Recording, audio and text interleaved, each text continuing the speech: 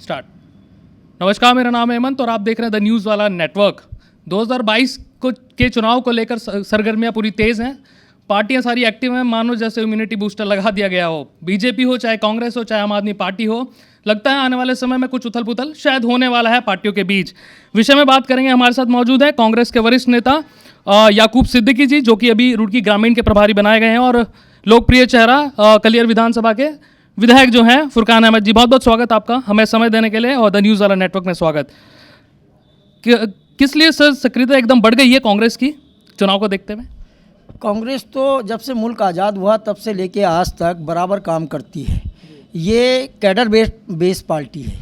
कांग्रेस का पूरे देश के अंदर बड़ा कैडर है। हम लोगों को सिर्फ हमारे जो कार्यकर्ता होते हैं, जो हमारे नेतागण होते हैं, उन तमाम लोगों के बीच में पार्टी की एक रणनीति होती है, वो संवाद कायम करने के लिए उन लोगों के बीच में आपस में जो बातचीत हो और बातचीत करने के लिए प्रभारी नियुक्त करती है। इस वक्त अखिल भारतीय कांग्रेस कमेटी ने हमारे विधानसभा वाइस प्रभारी बनाए हैं। जिले का प्रभारी का दायित्व मुझ जैसे अदना से कार्यकर्ता को दिया गया है। निश्चित तौर पे हम अपने कार्यकर्ताओं से बातचीत कर रहे हैं, अपने नेतागणों से मिल रहे हैं, उनसे संवाद कायम कर रहे हैं, और ये तमाम जो हमारी कवायद चल रही है, ये जो आज मुल्क के हालात हो गए हैं, आज जो मुल्क में फ़िरका परस्त ताकतें हैं किस तरीके से हमारी गंगी जमनी तहजीब को ख़राब करना चाहते हैं, उन तमाम को शिकस्त देने के लिए हम लोग ग्रास रूट पर काम कर रहे हैं और बूथ स्तर पर काम कर रहे हैं। चलिए, मुल्क की तो हम बात करेंगे, किसानों की भी आपसे बातचीत करेंगे, लेकिन पहला मेरा जो सवाल होगा 2017 से और अभी तक शायद आपके लिए लॉयल्टी टेस्ट लोगों का शायद मुश्किल रहेगा कि लॉयल रहें आपके लिए विधायक, क्योंकि कुछ गड़बड़ हुआ था 2017 में, अगर आपको याद हो। देखिए, वो जो आपने कहा, हमारे यहाँ हर आदमी बड़ा निष्ठावान होता है। कांग्रेस के संबल पर जो आदमी चुनाव लड़ता है वो हमारा ग्रास रूट का वर्कर होता है। ग्रास रूट शायद गवर्नमेंट हो गई थी। अब वो देखिए, वो कोई परिस्थितियाँ होती हैं साहब। आप ये बताइए, 84 के दौर में ये जो आज देश की हुकूमत में बैठे हैं, इनके पास दिया का निशान हुआ करता था, 2 पार्लियामेंट मेंबर हुआ करते थे। ये जितने भी गए हैं ये कांग्रेस परिवार से तो गए हैं, कहाँ थे इनके पास? आज मेरा ये आपसे तो ये भी मान ली कांग्रेस की गवर्नमेंट शायद उधर बनी हुई है। कहाँ? हमारे यहाँ कांग्रेस की गवर्नमेंट का है, भाजपा की गवर्नमेंट है कि गए हुए हैं कांग्रेस के लोग उधर। देखिए, जो जहाँ चला गया वो उस परिवार का सदस्य हो जाता है। ये कहना कि वो कांग्रेस के लोग हैं, अगर वो कांग्रेस में सही मायने में उनकी कांग्रेस के प्रति सच्ची निष्ठा होती, ये फुरकान भाई बैठे हैं, क्या फुरकान भाई को आपको क्या समझा, आपने क्या महसूस किया? क्या फुरकान भाई को नहीं उस वक्त कहा दूसरे टर्म के विधायक हैं कांग्रेस के? लेकिन इन्होंने तो अपनी लॉयल्टी, इनकी निष्ठा सारी कांग्रेस पे है, और आज भी कांग्रेस पे है और आगे भी कांग्रेस पे रहेगी। अच्छा, किस तरीके से आप स्ट्रेटेजी बनाकर अभी काम कर रहे हैं यहाँ पर उत्तराखंड में, या फिर अगर हरिद्वार जिले की अब बात करें? मैंने आपसे कहा ना, कांग्रेस कैडर बेस्ड पार्टी है, इसका अपना कैडर है। आपने देखा होगा हमारी 11 की 11 विधानसभा जो हमारी हैं वो हम बहुत कम मार्जिन से हारते जीतते हैं।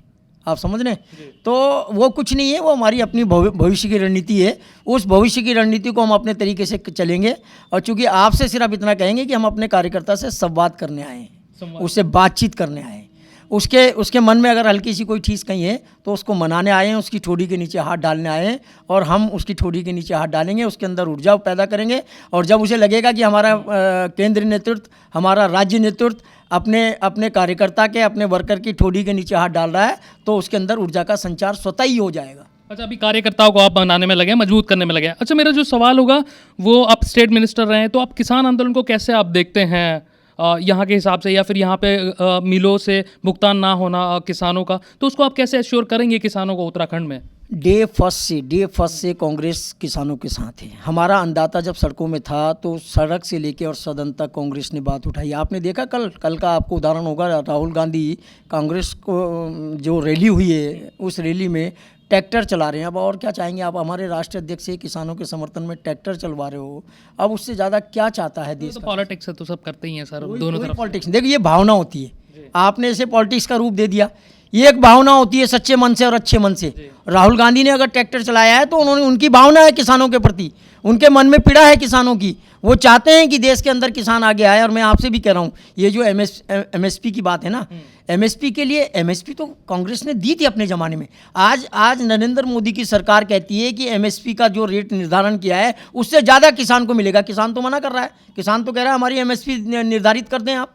तो आप क्यों उसको झांसा दे रहे किसान को? आप कर दीजिए ना। आप एमएसपी का जिक्र कर रहे हैं, आप भी एपीएमसी भी मंडियों को स्ट्रॉन्ग करने के लिए आप भी लॉ लेकर आए थे मंडियों को स्ट्रॉन्ग करने के लिए। तो आपकी क्या राय रहेगी कि मंडियों को स्ट्रॉन्ग करना चाहिए, क्योंकि ओपन मार्केट के भी फेवर में लोग हैं कि ओपन होना चाहिए मार्केट, उस पर क्या राय रहेगी आपकी? ये तो आप हमारे देश के जो बड़े औद्योगिक घराने हैं उनको मजबूत कर रहे हैं, आप किसानों को मजबूत नहीं कर रहे हैं। आप मन को साफ करें ना, जब आपका मन साफ होगा तो निश्चित तौर पे किसान आप पर फेथ कर लेगा। आपका जब किसानों का आंदोलन चल रहा था, आपने क्यों तोड़ने का काम किया? वो तो ईश्वर भला करे और ऊपर वाले की बड़ी कृपा हुई है कि हमारे जो किसान नेता हैं राकेश टिकैत साहब, उनका मन छलक आया, और मन छलक आया तो देश मुट्ठी पर आ गया, वरना इन्होंने तो कर दिया था उनका इंतजाम। इसलिए फिर मैं आपसे कह रहा हूँ, ये न तो एमएसपी पे बात करेंगे, न ये मंडियों पे बात करेंगे, ये तो सिर्फ औद्योगिक घरानों को बढ़ावा देने के लिए, उनको मजबूत करने के लिए काम करेंगे। मैं आपके चैनल के माध्यम से ये कहता हूँ कि उनको अपना मन साफ करना है। अगर एमएसपी का वो ये कह रहे हैं ना, वो ये बात करते हैं ना, मोदी जी ने परसों क्या कहा पार्लियामेंट में, ये कहा कि एमएसपी में उससे बढ़ के भाव मिलेगा। नहीं लेना चाहता किसान उससे बढ़ के भाव? आप कोई चीज़ निर्धारित करो ना, आप निर्धारित करोगे नहीं, कल क्या होगा कि किसान के साथ छलावा होगा। वो क्या कहेंगे कि साहब आपका मूल्य निर्धारण तो हुआ ही नहीं। जब मूल्य निर्धारण नहीं हुआ तो आप क्या करेंगे? किसान ठग जाएगा। कहीं ना कहीं ओपन मार्केट का भी फायदा है, ये भी आप देखेंगे। देखिए आप ये इसलिए कह रहे हैं, आप न जाने क्यों इस बात को जोर देने ओपन मार्केट का फायदा। आप बताओ ना, बाहर के मुल्कों में ये सब हुआ था, दुनिया के और मुल्कों में भी ये सब हुआ था, क्या नतीजे आए? नतीजे सिफर रहे ना। आप हिंदुस्तान कृषि प्रधान देश है, ये जो हमारा अन्नदाता इस देश के अंदर रहता है यही निर्धारण करता है, और ये देश की इकोनॉमी को भी निर्धारित करता है। आप देश की इकोनॉमी को ख़त्म करना चाहते हैं? आप देश में अन्नदाता को सड़कों पे लाना चाहते हैं? नहीं होगा ये। और कांग्रेस 100% 100% किसानों के साथ है, देश के अन्नदाताओं के साथ है, और निश्चित तौर पर हमारा राष्ट्रीय नेतृत्व भी, हमारा प्रदेश नेतृत्व भी, और हम सब किसानों के साथ, सब किसानों के साथ हैं। सर से भी एक फाइनल कमेंट ले लेते हैं। सर आप नहीं कहेंगे कॉन्स्टिट्यूएंसी पे हमें बता दीजिए, हम खुद किस तरीके की रणनीति इस बार कॉन्स्टिट्यूएंसी पे आपकी रहेगी कलियर विधानसभा पे? हमारी जो विधानसभा पिरान कलियर, हमने अपने क्षेत्र में काम किया और अपनी जनता के बीच में हर वक्त रहते हैं। तो और जो ये यहाँ की सरकार है, जब चुनाव हो रहे थे तो बड़े बड़े वादे करती कि हम किसानों की आय दुगनी कर रहे हैं। क्या मैं सरकार से पूछना चाहता हूँ, क्या 4 साल में 1 रुपये भी गन्ने का रेट नहीं बढ़ाया? क्या इससे आय दुगनी हो जाएगी?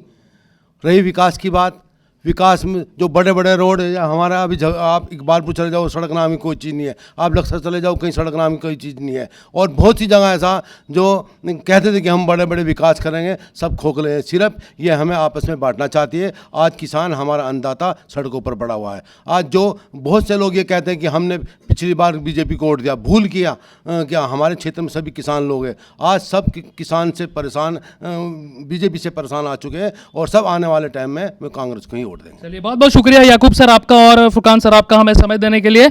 साफ तौर पर कहा कि अभी रणनीति कांग्रेस की है कि बूथ स्तर पर अपने कार्यकर्ताओं को मजबूत किया जाए और कांग्रेस पार्टी को दोबारा से स्टैंड किया जाए, ताकि आने वाले 2022 में चुनाव में मजबूती मिल सके कांग्रेस को। किसानों के मुद्दे पर साफ तौर पर कहा कि किसानों को समर्थन दे रही है पूरी तरीके से कांग्रेस पार्टी डे 1 से, और आने वाले समय में भी समर्थन रहेगा, और उत्तराखंड में भी किसानों को मजबूत करने के लिए काम करेगी।